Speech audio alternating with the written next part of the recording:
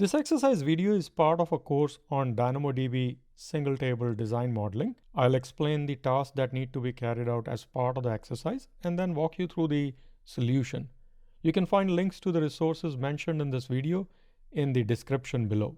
This exercise is inspired by a post on Reddit. The person who asked this question would like to get your opinion on whether they should go with Aurora or whether they should use DynamoDB for this specific use case. Go through the question and then you need to provide a recommendation on whether they should use Aurora or whether they should go with DynamoDB. In the second task, you need to model this particular use case in NoSQL Workbench in such a way that these access patterns can be addressed. And then, as an optional step, you need to deploy the model in local DynamoDB and try out queries to make sure that these access patterns can be fulfilled. To answer the first question, I put together a blog that goes through the reasons why I'm recommending DynamoDB over Amazon Aurora. The use case described in this post aligns very well with DynamoDB. It involves queries which are of name value type. Queries are not complex, joins are not needed, so it makes sense to use DynamoDB. Aurora shines for write-intensive applications, and this particular scenario, it does not look like it requires high throughput or has to deal with high volumes of writes. DynamoDB will make a lot of sense here because of its simple API, and the simplified API will also make it easy to maintain the code. From the cost perspective, DynamoDB is serverless, and it also offers pricing models which will allow the application owners to manage the cost as well. Now with Aurora, you need to have at least one compute instance up at all time. This compute instance is referred to as DB instance.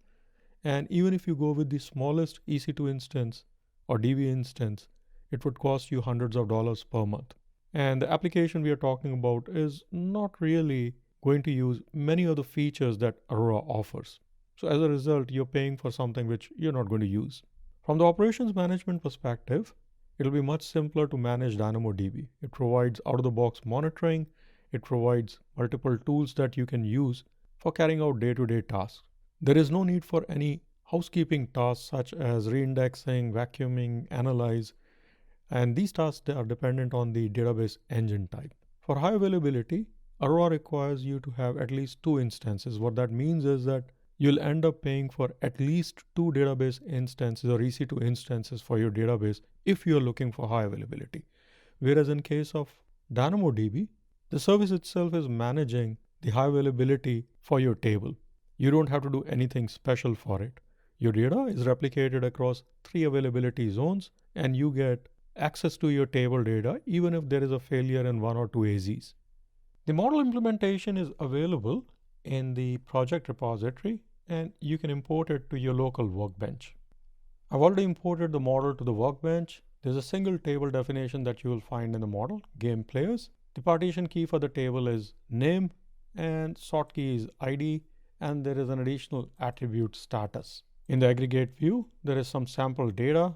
First access pattern requires player information to be queried with the player name, and that can be fulfilled with a query on the table with name equal to the player name. For access pattern number 2, we need to be able to query the player information based on ID. For that, I've created a global secondary index which is inverted in nature. The partition key for this index is the ID and name is the sort key. Both the queries have the status as one of the projected attributes. As a result, for the third access pattern, we can use either of the first 2 queries. Let's go ahead and commit this to local DynamoDB. And now we are ready to try out some queries against this table.